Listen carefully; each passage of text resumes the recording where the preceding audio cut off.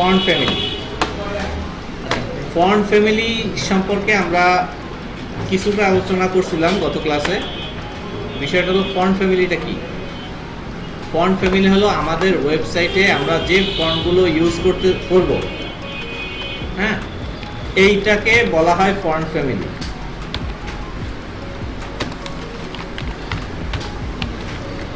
Font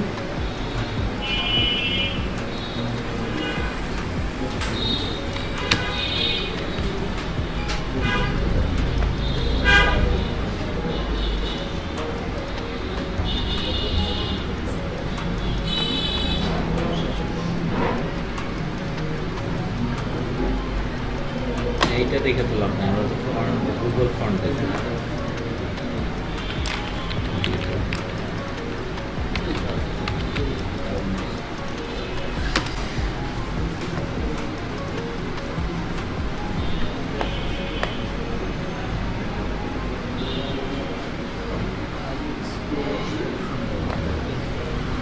এই হলো কি আপনাদের ফন্টস।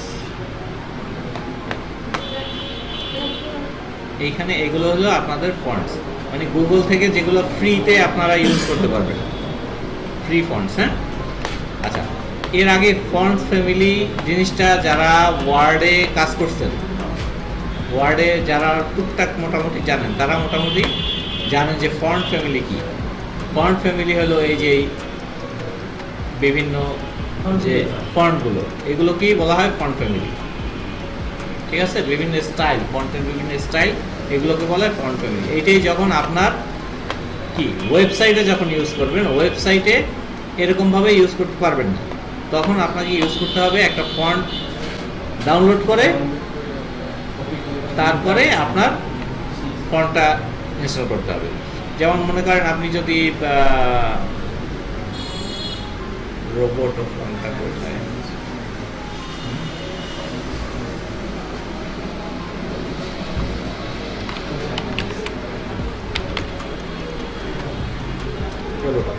এই যে একটা ফন্ট নিলাম, ঠিক আছে, এই ফন্টের অনেকগুলো স্টাইল আছে। আপনি এটা বিভিন্ন স্টাইল আপনারা কি করতে পারেন, যেমন এই নিলাম, নেওয়ার পরে বা এই যে এই আছে আমার হেডলাইনে কিসের জন্য ফন্ট, আসলে একটা থেকে দুইটার বেশি ফন্ট আপনারা নেবেন না। যেমন একটা আছে হেডলাইনের জন্য, সকল হেডলাইনের জন্য একটা ফন্ট নিলেন, বা ওই ফন্টেরই এই যে হালকা বা লাইট বা ইটালিক এই ধরনের বিষয়গুলো দিয়ে আপনারা একটা ফন্ট ইউজ করবেন একটা কিসের জন্য, ওয়েবসাইটে একটা সাইটে। হ্যাঁ, ওইটারই বোল্ড দিয়ে দিবেন, কোনো জায়গায় বোল্ড লাগলে ওইটারই লাইট দিয়ে দিবেন, কোনো জায়গায় লাইট লাগলে। তো এই ফন্ট আমি নিলাম।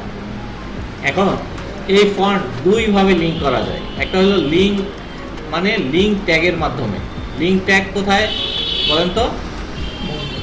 হ্যাঁ, আমাদের লিঙ্ক ট্যাগ হলো কোথায় ইউজ করি আমরা? HTML এ ইউজ করি। ওইটা লিঙ্ক করে যদি আমি HTML এ ইউজ করতে চাই, তাহলে এইখান থেকে লিঙ্কে চাপ দিবেন, লিঙ্কে চাপ দিয়ে এটা কপি করবেন। এই যে এইটুক এই লিঙ্ক থেকে শুরু করে এই স্টাইল শিট এই পর্যন্ত শেষ হবে। এই লিঙ্কটা কপি করে আপনি আপনার কোথায়, এই লিঙ্কের নিচে এখানে দিয়ে দিবেন, বা এইটার আগে দিবেন। style.css সবার নিচে লিঙ্ক করবেন। হ্যাঁ, এটার আগে লিঙ্কটা দিয়ে দিলেন, ফন্টটা আপনার এখানে চলে আসছে না? এখন ফন্টের নাম কি? রোবোটো। ঠিক আছে, ফন্টের নাম রোবোটো। আপনি এখন এই ফন্টটা কপি করে আপনি আপনার এইখানে ইউজ করতে পারেন। যেমন এইখানে আমি যদি এখানে ফন্ট ফ্যামিলি কি রোবোটো দিয়ে দিলাম, ঠিক আছে, এটা সান শরীফের একটা ফন্ট রোবোটো। তো আমাদের কি হবে, আমরা যদি এইখানে যাই, এই যে রোবোটো ফন্ট চলে আসছে, ঠিক আছে, এটা কিন্তু রোবোটো ফন্ট। তো এটা আমরা দেখবো কিভাবে, আর একটু শিওর হওয়ার জন্য এই যে দেখেন এই জোয়ানে এই যে ফন্ট ফ্যামিলি কি দেওয়া আছে, ফন্ট ফ্যামিলি রোবোটো, এখানে সব চলে আসবে, এখানে রোবোটো। তো এটা হচ্ছে রোবোটো ফন্ট। এরপর এইটার ফন্ট ওয়েট আপনি অনেকগুলো দিতে পারেন, ওয়েট দিতে পারেন 600 দিতে পারেন, 900 দিতে পারেন, হ্যাঁ, এখানে 700 দিতে পারেন। এটা বিভিন্ন ফন্ট ওয়েট আছে, এটা আপনারা ইউজ করতে পারেন। কিন্তু ফন্ট কি করে ডাউনলোড করবেন এটা বুঝছেন? এটা হলো HTML এর জন্য, HTML এর জন্য। কিন্তু আপনি চাচ্ছেন না, না HTML এ আমি লিংক করাবো না, আমি CSS এ লিংক করাবো। দেন কি করবেন? দেন আপনার যেটা করতে হবে সেটা হলো এইখানে গিয়ে, এইখানে তো ছিল লিংক, এইখানে ইম্পোর্ট নামে একটা অপশন আছে, ঠিক আছে? ইম্পোর্ট নামে অপশন আছে। এই ইম্পোর্ট অপশনে এই @ থেকে এই পর্যন্ত মানে স্টাইল ট্যাগের ভিতরে যা আছে ওইগুলো কপি করবেন। কপি করে আপনার style.css এর সবার প্রথমে ওইটা কি করবেন? এটা করে দিবেন, আর এইটা কেটে দিবেন, এটা আর লাগবে না, ঠিক আছে? বিষয়টা বুঝছেন? ইম্পোর্ট করে দিলেন, এখন আপনি এই যে এখানে রোবোটো ফন্ট হয়ে গেছে, ঠিক আছে? অলরেডি এইখান থেকে URL এ এটা নিয়ে যাবে। এখন হ্যাঁ, 100-400 ওয়েটটা কি? ওয়েট হলো এর ঘনত্ব, এর পুরুত্ব বা মোটা বা এই ধরনের। এটা যদি ফন্ট ওয়েট আমরা দেই, ফন্ট ওয়েট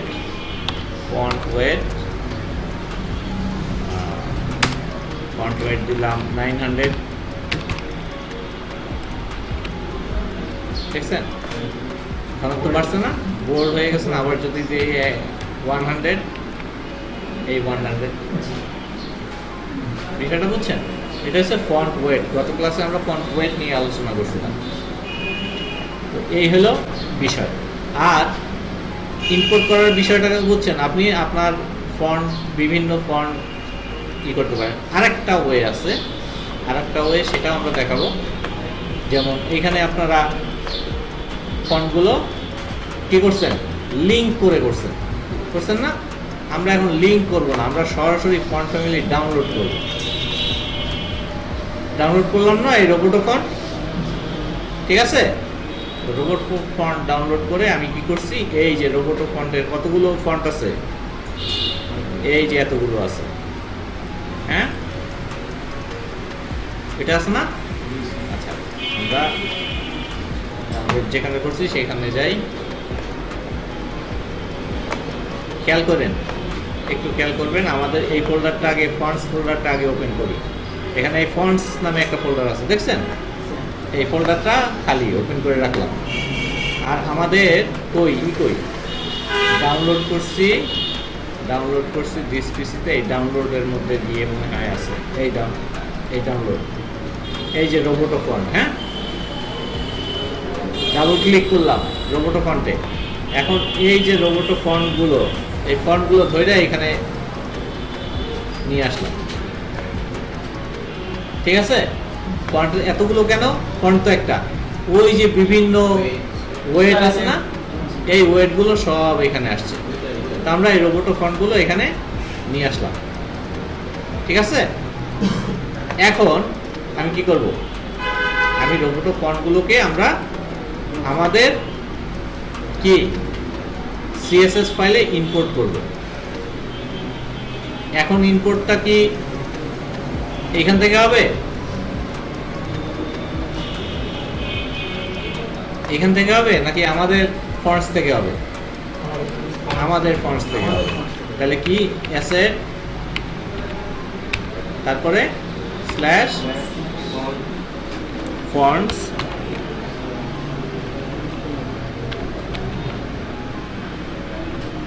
ফন্টস নাকি ফন্ট? ফন্টস থেকে আমরা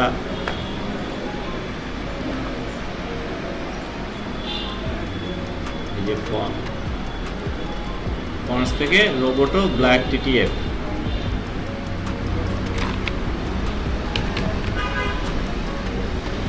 রোবোটো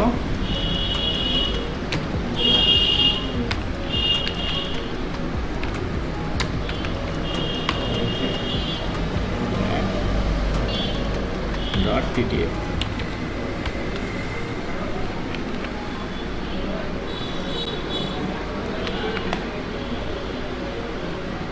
ঠিক আছে? আচ্ছা আরেকটু দেখি।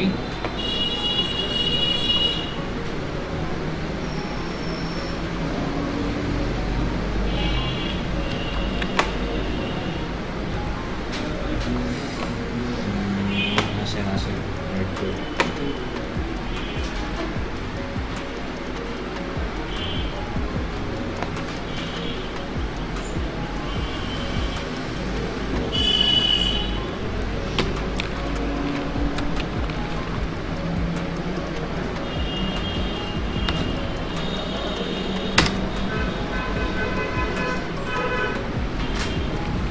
দেখেন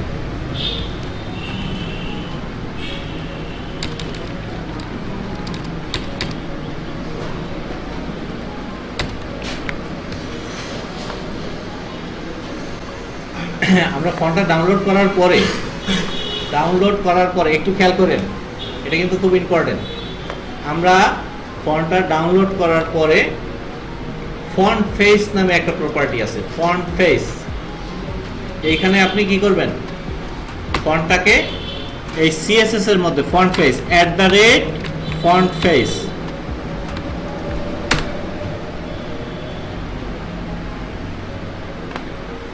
এত কিছু আসছে কেন, দরকার নেই আমাদের এত কিছু।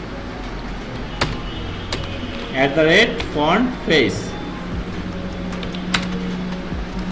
তারপরে ফন্ট ফ্যামিলি দিবেন কোনটা বলে দেব, আর হলো ইউআরএল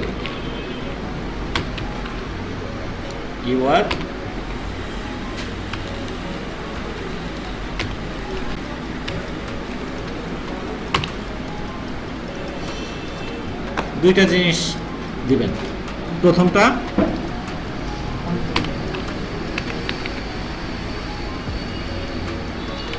ETS/ কি নাম আমাদের, ফন্টস, FONTS ফন্টস থেকে রোবোটো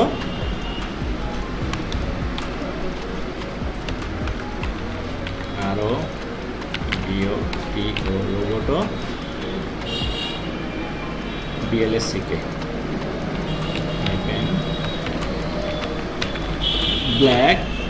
black.ttf। এটার নাম কি,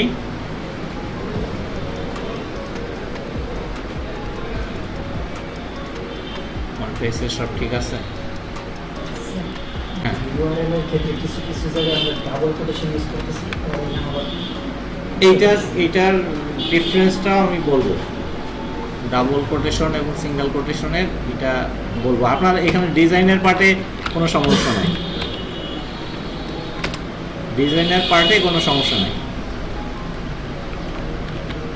বিষয়টা বুঝছেন?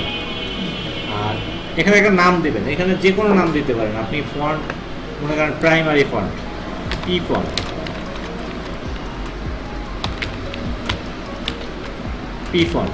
ঠিক আছে? এখন আপনার এই পি ফন্টটা, ফন্ট ফ্যামিলি এখানে দিচ্ছেন রোবোটো সেন্সরি, এখানে দিতে হবে এখন পি ফন্ট, এই ফন্টের নাম। বিষয়টা বুঝছেন? আপনি যেটা ডাউনলোড করছেন ওইটা আপনার মতো আপনি নাম দিয়ে দিতে পারেন। এই যে দেখেন কাজ করছে,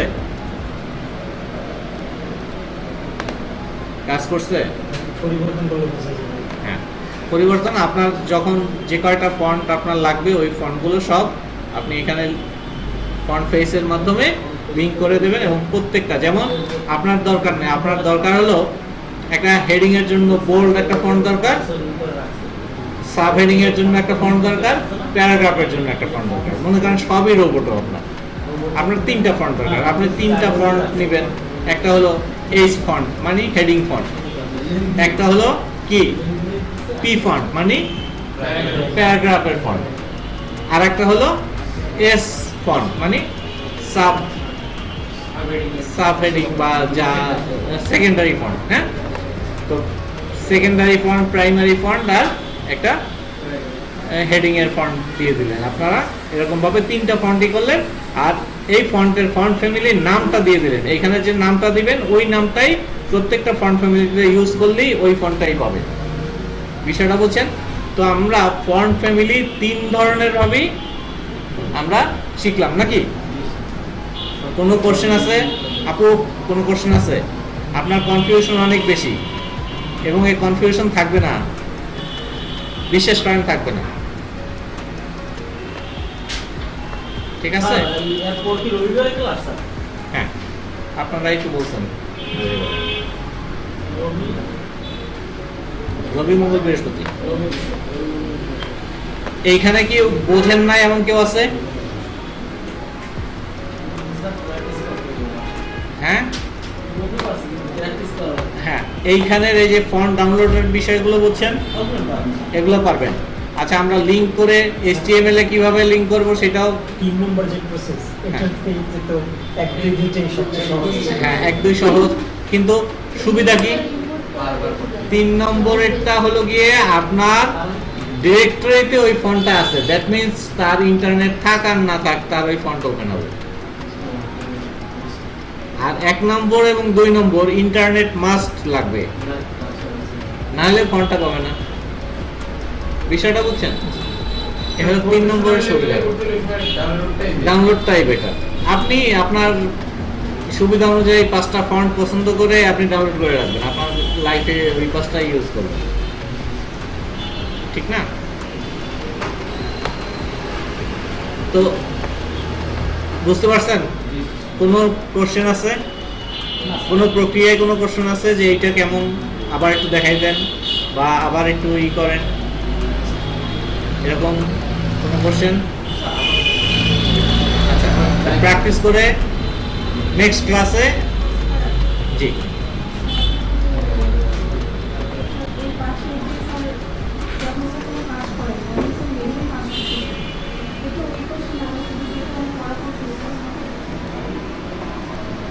কোনটা? হ্যাঁ, এই যে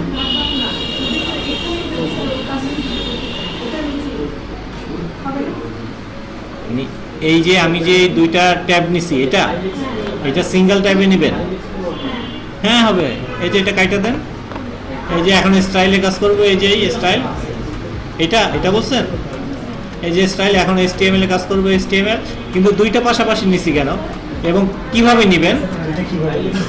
নেবেন? যেমন স্টাইলটা আপনি এই সাইডে নিতে চান, স্টাইলটার উপর ক্লিক করেন, ক্লিক করে এই যে একটা আছে, অপশন আছে দেখছেন এই কর্নারে, এই যে একটা বইয়ের মতন দেখতে পাচ্ছেন, এইটাই ক্লিক করবেন, ক্লিক করলে এইটা ওই পাশে চলে যাবে, দেন আপনি এইখানে HTML চলে যাবেন।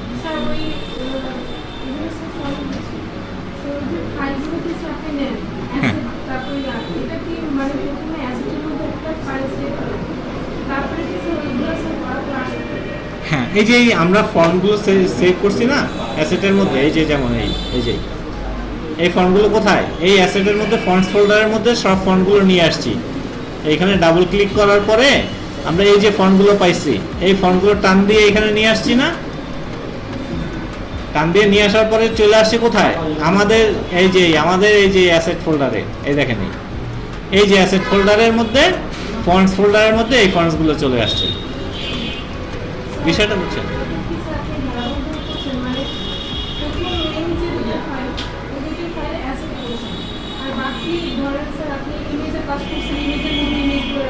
হ্যাঁ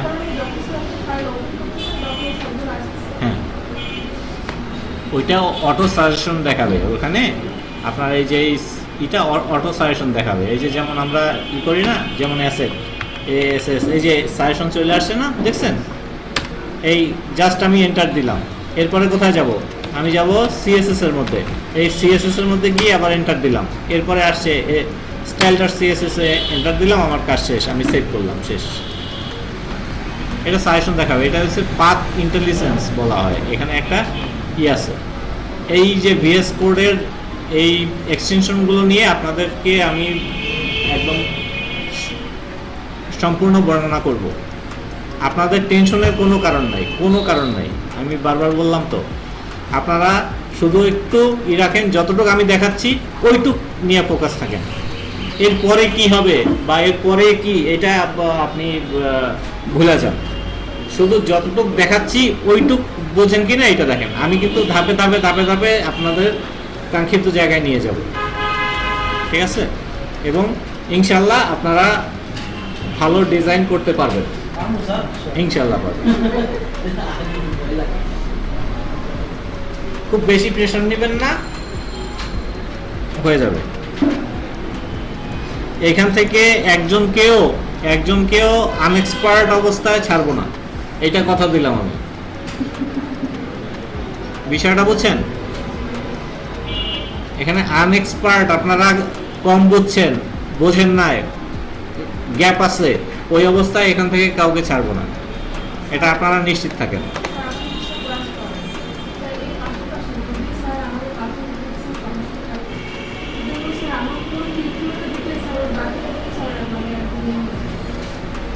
বুঝি না।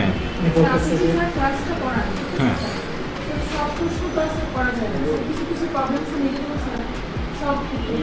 কেন কোশ্চেন করবেন না কেন? আপনি সব কোশ্চেন করে দেখেন, করেন সব। যদি আমি নাও পারি, হ্যাঁ হ্যাঁ ওই কাজটা স্যার আমার ওই একটা কাজের জন্য মানে আটকে রয়েছে, পরের দিন আপনি আসবো, তারপর আপনাকে বলবো, তারপর স্যার অনেক সময়। হ্যাঁ, কিন্তু ওটা যদি স্যার আমি ওই সময়ের মধ্যে যদি করতে চাই, তাহলে স্যার আপনি কোন টিউটোরিয়াল থেকে স্যার আপনি আমাদেরকে সাজেস্ট করতে পারেন? থাকে না যে স্যার এই যেমন স্যার আমার গ্রাফিক্সের ক্লাস করছি, তখন স্যার বলছে যে তোমরা এই পাশাপাশি এই ক্লাসগুলো দেখবে, তাহলে হবে কি তোমরা আমারটাও কি জানতেছো, ওইটা জানার পরে তোমাদের আরো ভালোভাবে বুঝতে পারবে, সব কিছু পড়াশোনা হয়ে যাবে। আচ্ছা, কিন্তু ওই ধরনের টিউটোরিয়াল ওরকমভাবে সাজেশন দেওয়ার মতন এখনো